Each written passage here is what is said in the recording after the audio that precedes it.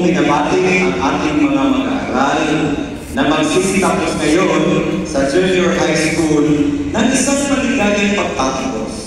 Congratulations sa inyong lahat. Alam ko marami kayong pinagdaanan bago nyo inarating ang araw na ito. Hindi magilang na gabi ang pagsusunod ng kilay.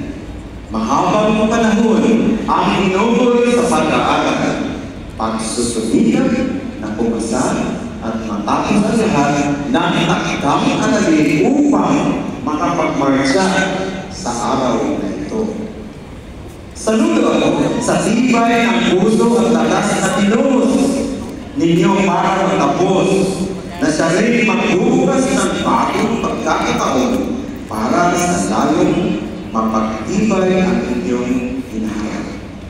Bakit ko na hindi madaling abutin ang ating mga pangarap?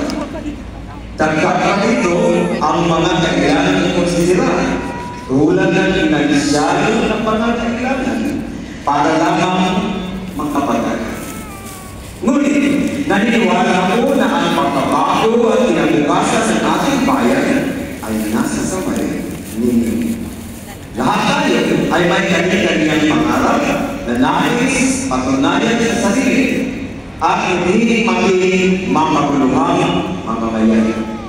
Lagi niyong tandaan na ang inyong pagsusunikan para maging mabuti mamamayan, maging ang ating pagkinabang at kahangahangan. Ito ay malaking bagay para sa ating komunidad. Fostering environments where dreams can be pursued. May our collaborative efforts persist in nurturing a more inclusive educational future. Kami mula sa tanggapan ng pangalawang Pangulo at Kagawaran ng Edukasyon ay walang sawang pagsusuporta at aalay para matupad ninyo ang inyong mga pangarap. Nais namin magbigay ng maayos na edukasyon sa lahat at humuhos sa pusong isipan ng mga mag-aaral para pagtibayin ang pagmamahal sa sariling bayan. Misyon namin iparating ang mga programa ng Department of Education at Office of Vice President sa lahat ng mga kabataan. Anuman ang estado o sitwasyon sa buhay. Ang may sakatuparan lamang natin ito sa ating pagkakaisa at pagtutulungan. Ubahin niyo kami o magdungan ta sa pagkakot sa ating pagkatuloy. Nga-usap ka ng buhay na nasod Pilipinas. Mga kababayan, patuloy din tayo maging matatag tungo sa pagtaguyod ng isang bansang makabata at bata makabansa. Ang lahat na ginagawa natin, higit sa lahat ay para sa Diyos, sa bayan, at sa pamilya Pilipino. Syukran. Sana C. Duterte, Vice President of the Philippines, Secretary of the Department of Education.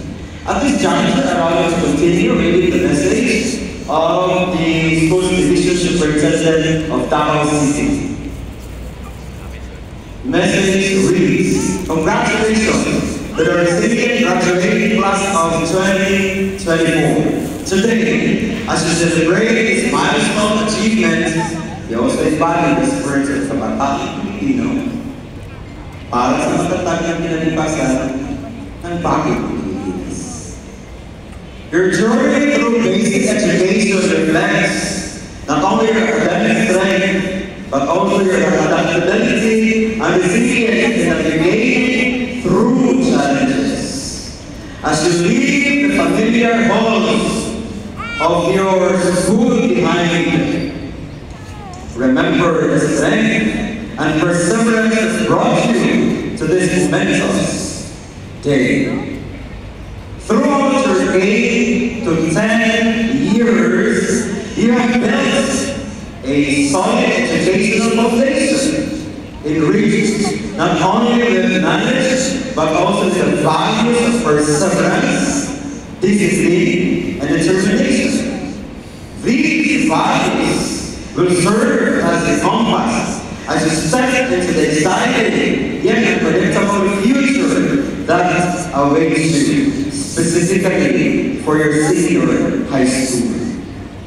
As you embark on the next phase of your journey, I just mentioned a while ago, that's headed for senior high school.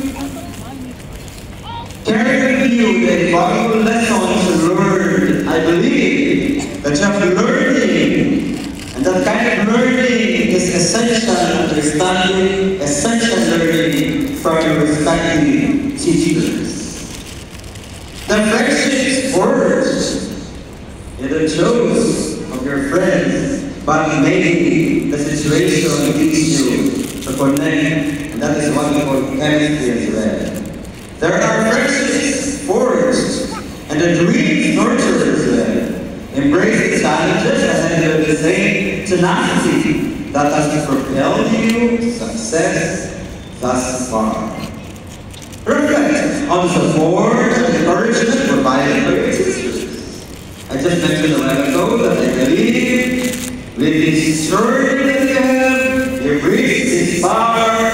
Of course, what brings you on this birthday? That's when, of course, you pass the requirements. And of course, there's a learning that you have grasped from the teaching of our dear teachers. Will you agree with me? Salamat sa talong-kabukan ng tubag. Will you agree with me? Thank you so much. Carry the wisdom of you as you venture into the new horizons, knowing that you possess the strength and resilience to overcome any obstacles. I know this is not a joke. I know there are challenges. Umatag sa'yo. Usahin mo absent, or wala mamasahe, or some. Not so, of course. There are situations that sometimes lead you not to go to the school, part of the obstacles and challenges. But look, you're here today. Believing that all things work together for you. There is a learning in those challenges.